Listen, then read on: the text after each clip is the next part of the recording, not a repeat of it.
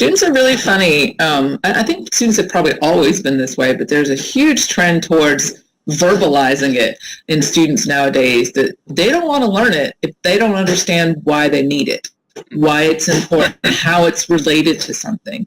And that's a big challenge for some of our heavy content disciplines, because you'll get there eventually in your higher up classes, but there's X amount of material we've got to get you to learn first, or that connection piece just isn't going to make sense. So I struggle as a professor, and I know others do too, is how can we have that already happen at this lower level so that they hang with us, stay with us, and get to that higher level content where it's really going to make sense to them.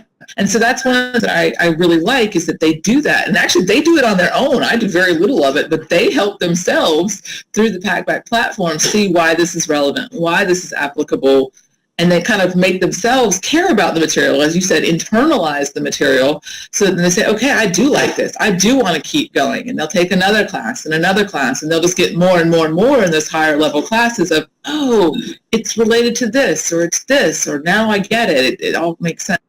So it just gave me a very easy tool to make that happen.